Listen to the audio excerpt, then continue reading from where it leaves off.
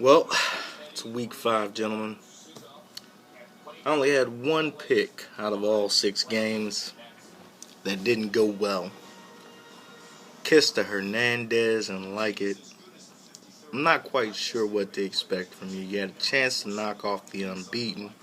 You chose not to. It's okay. It's okay. Plenty of time left in the season to turn this around. Or if you just want to lose the rest of your games, by all means, pack it up.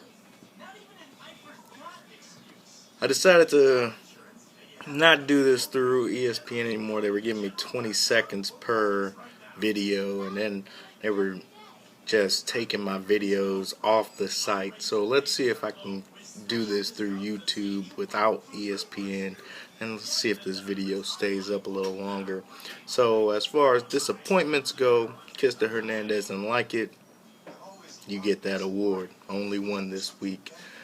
Now, fantasy dud and fantasy stud. Last week, there was a couple of good matchups, some close ones, but then there was one guy who decided to score the lowest I've ever seen this year with 67.9 points. That guy is Jeremy Rozier's payday. Ridiculous. I don't know. He was supposed to be back, yet he had all these guys not starting. It seemed like collusion. I got guys on the message board saying that it was planned, and it's crazy. Either way, he's responsible for his team. Got 67 points. Frank Gore got half of that, so you could tell what the rest of his team looked like. Fantasy dud goes to payday. Now, Johnny Clipboard had an outstanding week. It vaulted him to the number 4 spot in the power rankings. His play was so good this week. Now, I'm not sure if that's the highest total at 218, but I think it beat Flawless Victory by at least 3 points. I think he had 215 last week. And this week, the new high is now 218.4. Good job, Johnny Clipboard. Fantasy stud. Got old Phillip Rivers leading the charge. Anyway, now we got fantasy stud, fantasy dud, and my most disappointing teams of last week. Let's move on to the matchup. Sorry I'm a little late with this. I was debating on whether or not I wanted to go with this format already. I'm at 3 minutes of speech, so I'll try to breeze through this fairly quickly. First and foremost, let's start with my game of the week. Is literally Flawless Victory, who's been on an upswing, incredible upswing, and Don't Touch Me there. So that's T-Bone versus Manuel. Now, I had to pick the champion here. I don't see the champion. I think T-Bone's going to have a whole lot of disappointment this weekend. First and foremost, the Houston Texans will destroy the Dallas Cowboys. Will destroy Tony Romo and the Dallas Cowboys. Second, he is going to lose to the previous champion. Whether or not the previous champion makes playoffs, that's a whole different story. But with Russell Wilson, I think LaShawn McCoy bounces back pretty strongly. Jordy Nelson should have a good game, with A-Rod discount double check, throwing him the rock. DeAndre Hopkins emerging as the number 1 in Houston. Let's get it correct. He's definitely the deep threat Fitzpatrick is looking for. I just don't see Terrence's team, T-Bone. Andrew Luck's not going to have a good day against Baltimore, especially in Baltimore. Jamal Charles, he had a great week. I don't know if he can replicate that against San Francisco. It's going to be a little tough. So I just think the projected totals for Flawless Victory, totally out of whack. That's my game of the week, and that's going to Don't Touch Me there. Chalupas versus Pugs. Division matchup. Both teams in the East. Pugs not having a great year after winning second last year. It's okay. It's okay. Still early in the season. 1-3 is not that bad. But in a competitive division where you got classy strippers who's definitely vying for a playoff spot, myself, who's definitely going to make the playoffs, and Chicago Chalupa's definitely showing some signs of life. Middle of the road, but still signs of life. Um, I gave this one to Lazy Pugs. It's what I want, especially to kind of thin out the herd.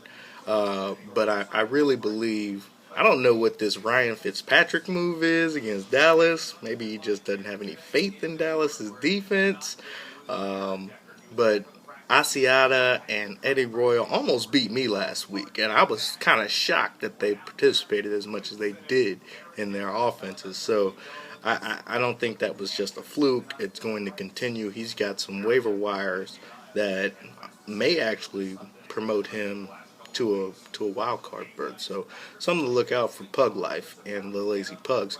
Chalupas, I mean, the team is solid all the way around. I just don't see it being enough to overtake, what Lazy Pugs has to offer.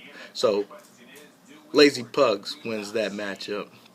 Johnny Clipboard versus Kista Hernandez and Like Brother-in-law, Brolo El Cuñado, going up against Kista Hernandez and Like Now, this is a strange matchup. Kista Hernandez probably, had one of the weirdest seasons last year. He hasn't made any moves this year, and Calvin Johnson, his pick is kind of gimpy, coming up lame. So if you're willing to trade Calvin Johnson for a fair, I'm willing to talk to you about this. Don't be sore about what happened last year. I'm all about fair trades. So, if you want to throw some Calvin Johnson action my way, I'll take the man. Just, hit me up with an offer. I don't have you winning, however. You definitely need some extra outside help. When your running backs, kind of, I have the worst running backs in the league. I'm no stranger to poor running backs, but Giovanni Bernard and Taliaferro? Are we serious? These are your running backs? And you put Bishop Sankey in the flex? Mind you, Bishop Sankey's on an upswing, but Tennessee's offense is quite garbage. I just don't see you taking down Clipboard. Arian Foster, he's kind of gimpy. And that's pretty much the only bad spot on Johnny Clipboard's roster. Justin Forsett has emerged as Baltimore's top running back. Eric Ebron is looking to be involved in Detroit's offense more than your boy Megatron is at this moment. He's got Demaryius Thomas in the flex with Keenan Allen and Antonio Brown. What can Brown do for you? There's not a lot Brown can't do. So it's looking like this could be a massacre, and you're going to have to do something to turn this team around. A trade, especially if Calvin Johnson has a poor week, you might want to consider trading the big trout and get a few guppies. So, Johnny Clipboard wins that matchup. Polka Panthers versus Designated Drunk Drivers. I got a poll up saying that Designated Drunk Drivers is still undefeated. Can Polka Panthers knock him off? I'm going to go ahead and give you my vote, and that's hell no. But Peyton Manning, he says it's on the block, but you're going to have to give up your firstborn son to get Peyton Manning. And he's got some pretty good running backs. Ahmad Bradshaw's, toting the rock pretty much in Indianapolis. And, DeMarco Murray is the leading rusher in the league. His wide receivers are a little bit suspect, but Calvin Benjamin is on the upswing. Larry Donnell, I don't see him having a week like that again, but you never know. The Giants' offense, it might even be worth picking up Eli Manning off the waiver wire if you're starting Kirk Cousins. But, Kirk Cousins versus Seattle, you might want to, I'd play Eli personally. Just a little tit for tat out there. I don't know if he's still on the waiver wire. I doubt it, but if he is, you got other quarterback options out there, buddy. Me personally, you need a quarterback right now. Polka Panthers, with your quarterback play, you're looking at, you're tied for first in the West. Thank God the West is the worst division we have right now. Excuse me for a second, I'm a little parched. I'm not promoting the use of alcohol, just to let you know.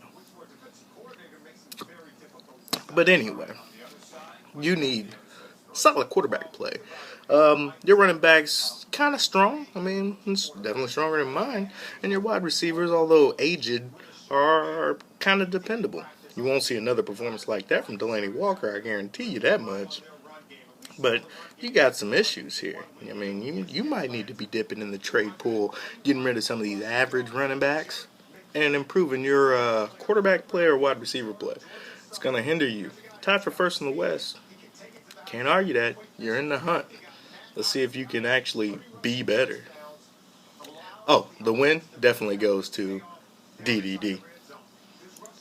Now, another good matchup, almost definitely close to being my second favorite matchup, was 42 versus Classy Strippers.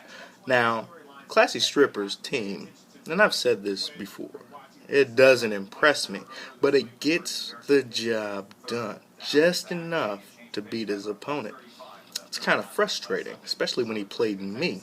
So, got another chance in Week 9. Aaron Rodgers will be out for that game due to the bye week, but I feel fairly confident that Discount Double Check will be able to handle Classy Strippers that week.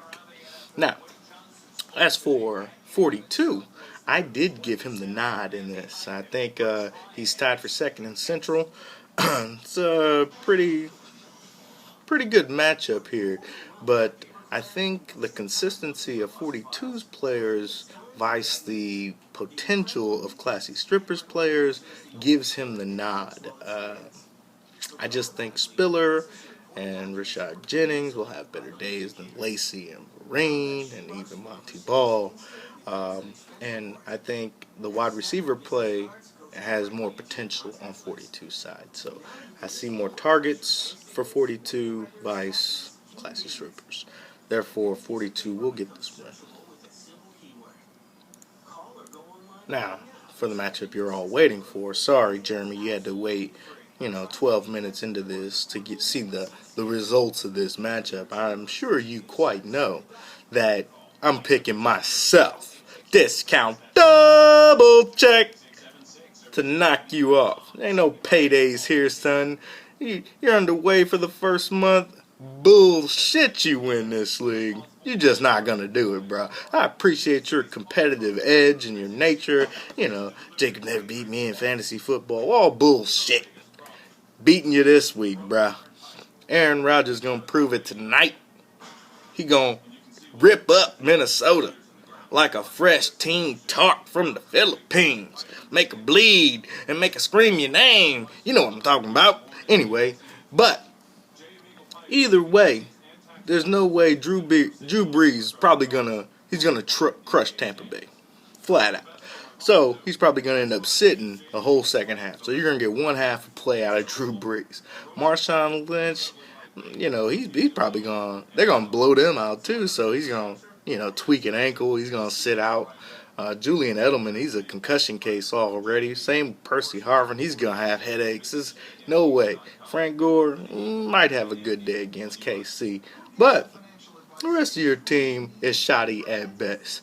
Dez Bryant. Now, he's going to have a good day. Dallas may lose, but Dez Bryant is going to have a good day because he's part of the 88 Playmaker Club. Anyway, Darren Sproles is going to turn around. He's going to end up picking up the slack where LaShawn McCoy may be leaving it off.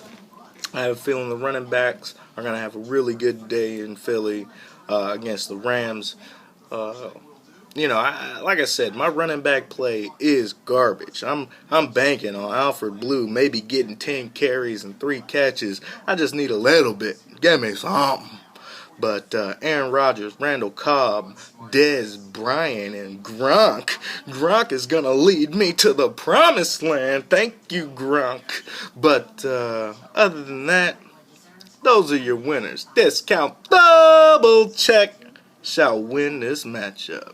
Now, I've given you what I thought. Let's see if ESPN censors me. I don't think I was rude. I don't think I was being malicious. I don't think I was using too much foul language. Let my post stand. Thank you, and happy football weekend. Go Texans.